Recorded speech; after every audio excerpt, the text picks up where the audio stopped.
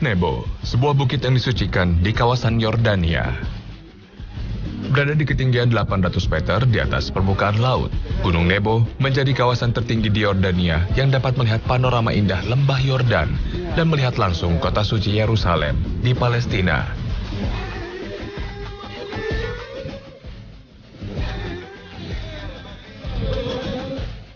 Sejarah mencatat, Bukit Nebo merupakan pemberhentian terakhir Nabi Musa alaihissalam dan kaumnya dalam perjalanannya menuju Baitul Maqdis di Palestina. Sebuah perjalanan panjang yang dicatat Al-Quran untuk menyelamatkan Bani Israel dari kekejaman Fir'aun di Mesir.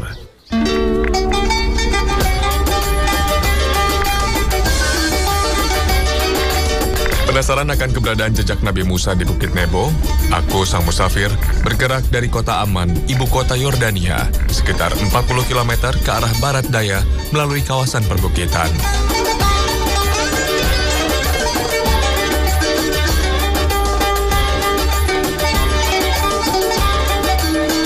Tiba di puncak Gunung Nebo, tempat ini cukup mengesankan. Arealnya cukup lega dan tertata rapi.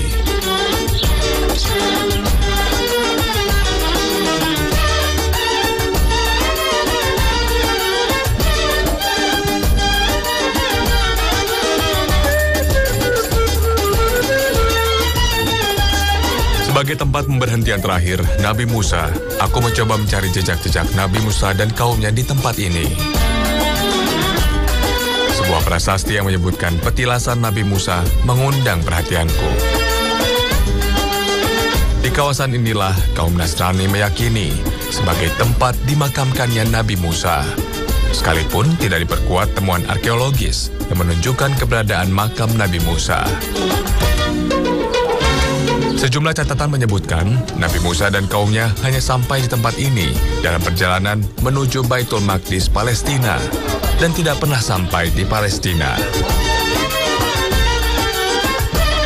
Di tempat ini, Nabi Musa dan kaumnya hanya bisa memandang langsung Baitul Maqdis atau kota suci Yerusalem. Hingga kini pun, di hari yang cerah, Masjid Al-Aqsa bisa dilihat dengan mata telanjang dari puncak Bukit Nebo ini. Cerita perjalanan Nabi Musa memang terhenti di tempat ini. Selanjutnya, tidak ada kisah yang menceritakan. Kisah ini seakan terputus sampai di Bukit Nebo ini. Maka wajar jika muncul keyakinan bila di tempat ini Nabi Musa wafat dan dimakamkan.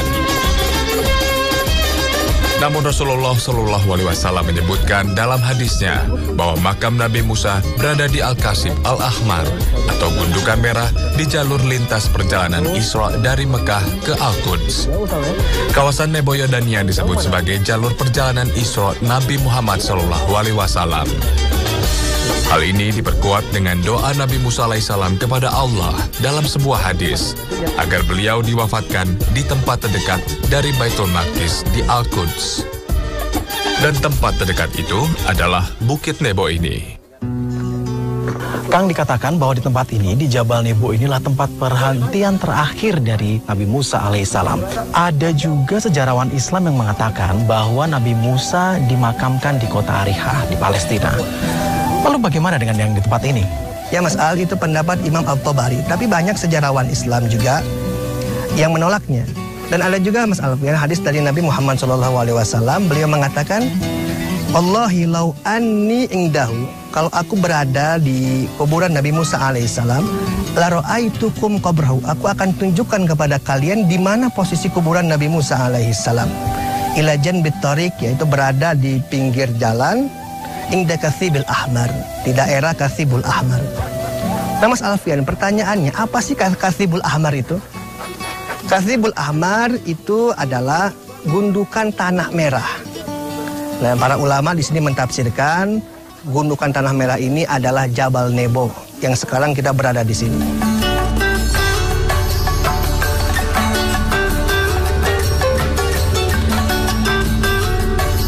Keberadaan sumber mata air di dekat Bukit Nebo yang disebut mata air Musa membuktikan keberadaan Nabi Musa di tempat ini.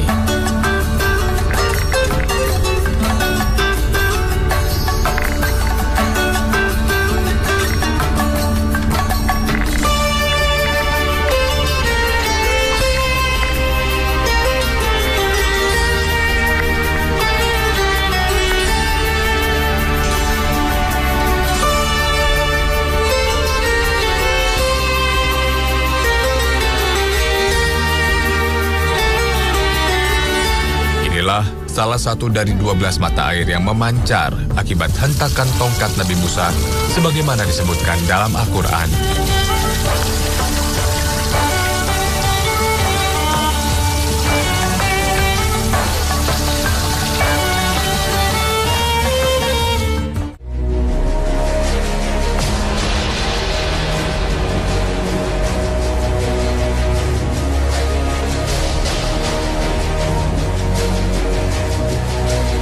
Kisah Nabi Musa di Bukit Nebo ini berawal dari upaya Nabi Musa menyelamatkan Bani Israel dari kekejaman Raja Fir'aun di Mesir. Setelah lolos dari kerajaan Fir'aun dan tenggelamnya Fir'aun dan bala tentaranya di Laut Merah berkat mukjizat dari Allah, bersama saudaranya Nabi Harun alaihissalam dan kaumnya, Nabi Musa berangkat membawa Bani Israel menuju tanah yang dijanjikan di Palestina. Nabi Musa dan Nabi Harun serta Bani Israel tiba di padang pasir negeri Sinai. Setelah melihat banyak perbedaan antara Sinai dan negeri Sungai Nil yang subur, mereka mengajukan berbagai permintaan kepada Nabi Musa. Nabi Musa telah menerima kitab Taurat yang berisi beragam syariat Samawiyah dan kaumnya mulai menyeleweng. Terlebih setelah Nabi Musa pergi untuk menerima lembaran wahyu.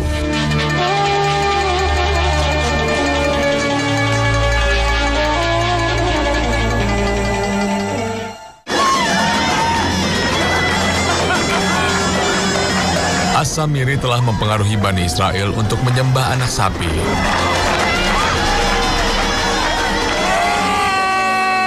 Tindakan sesat yang membuat marah Nabi Musa alaihissalam.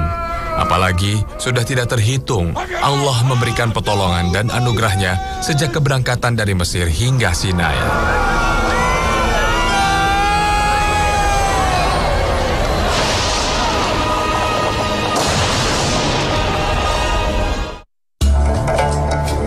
Atas petunjuk Allah Subhanahu wa Ta'ala, Nabi Musa ingin mengumpulkan Bani Israel di Palestina.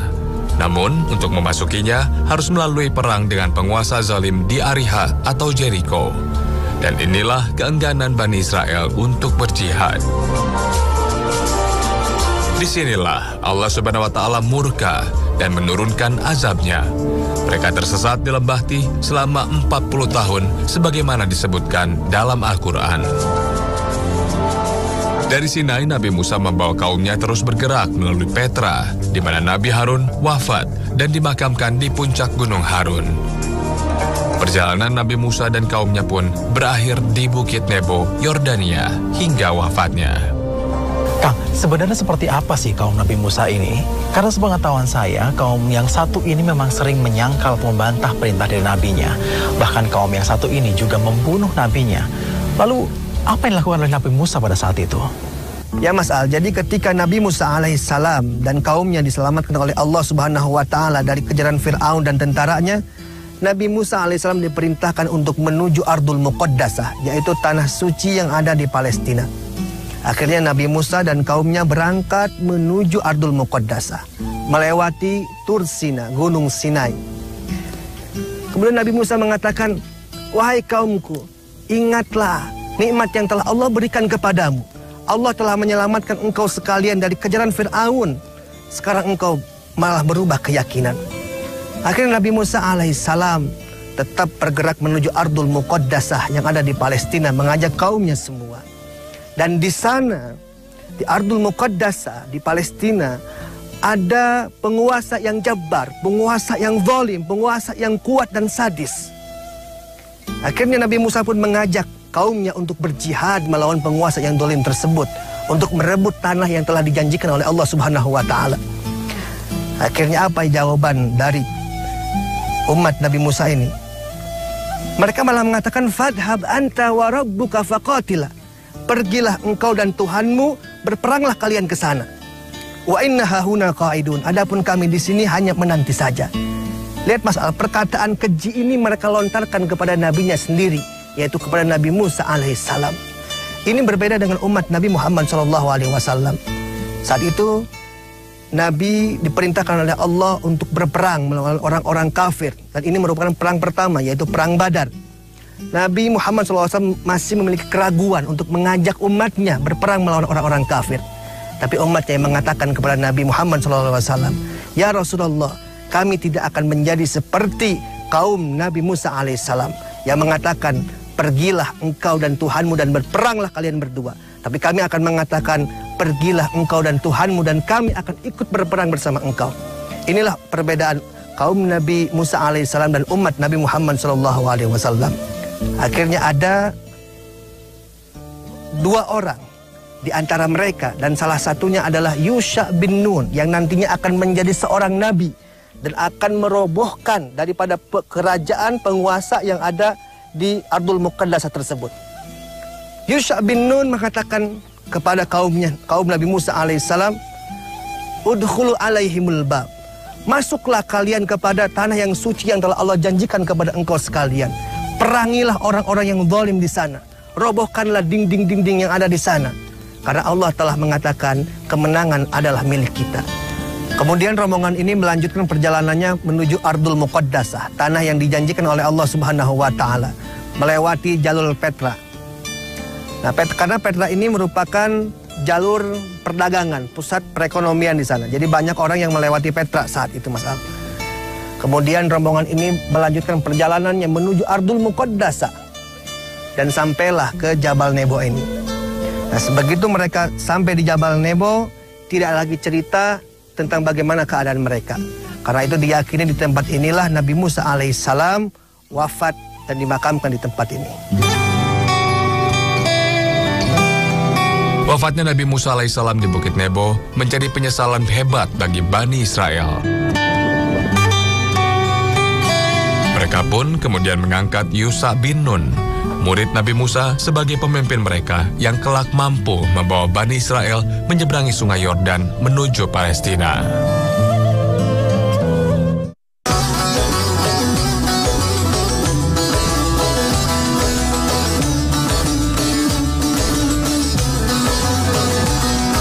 Tak jauh dari kota Aman, tepatnya di kota Salt, aku menemukan jejak Nabi Yusha bin Nun,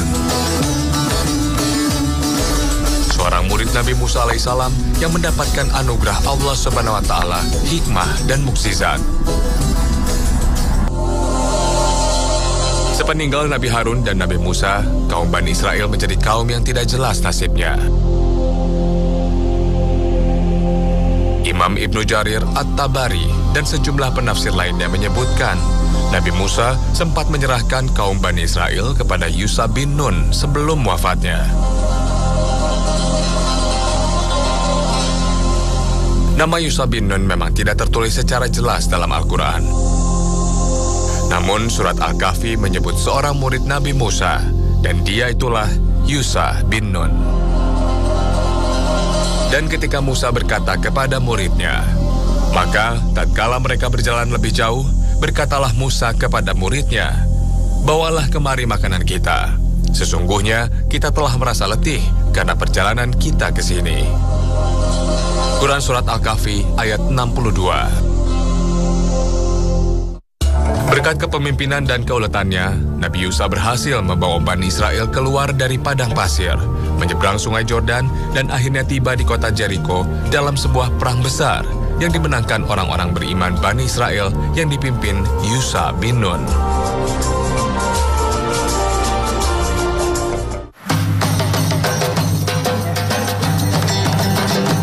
Kawasan pinggiran kota Salt dekat Aman, Yusha bin Nun dimakamkan di areal bangunan Masjid Megah yang dikelola Kementerian Wakaf Yordania.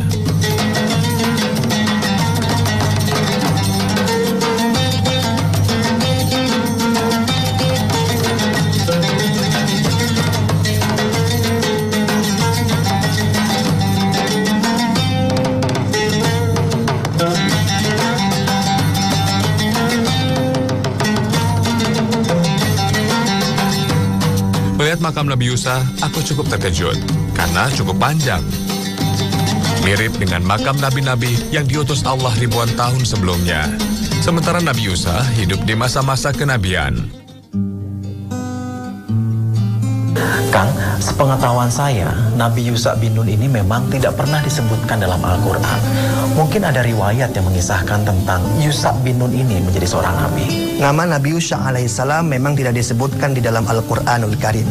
Tapi sosok beliau ini diceritakan oleh para ahli tafsir di dalam ayat Al-Quranul Karim.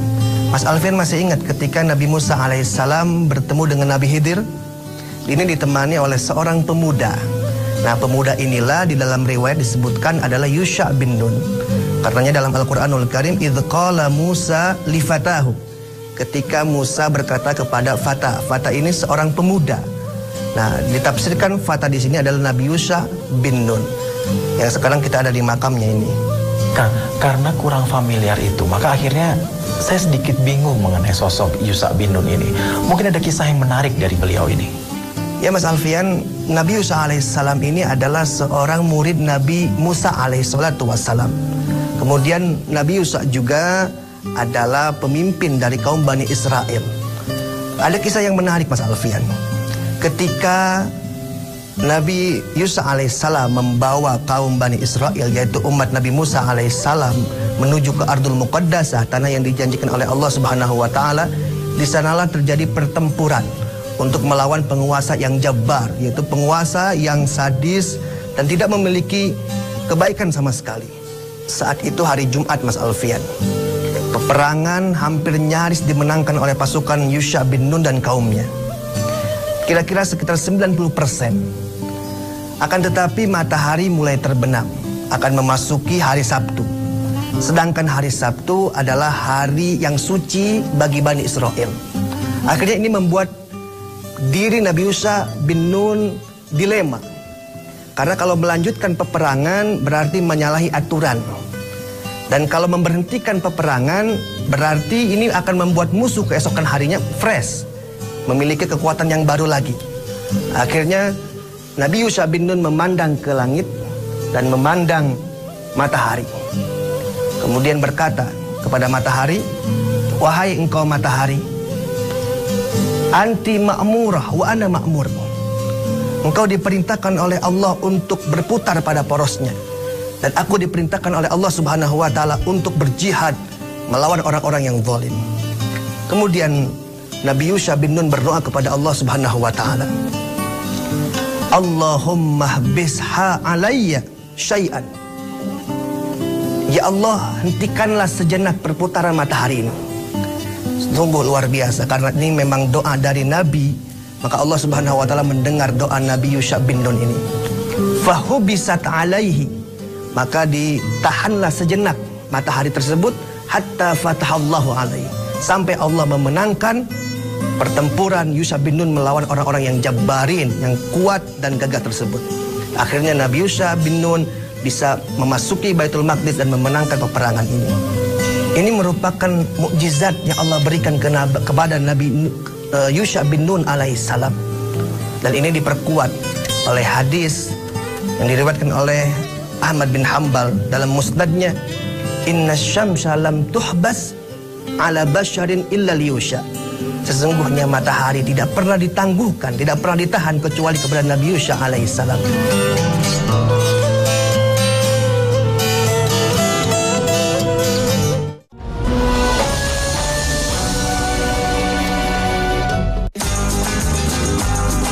Musa alaihissalam telah memenuhi misi dan tugasnya menyampaikan risalah Allah Subhanahu wa taala dan membimbing kaumnya. Berbagai mukjizat telah ditunjukkan kepada kaumnya. Mereka beriman, tapi sebagian besar Bani Israel selalu kufur dan mendustakan kebenaran ayat-ayat Allah.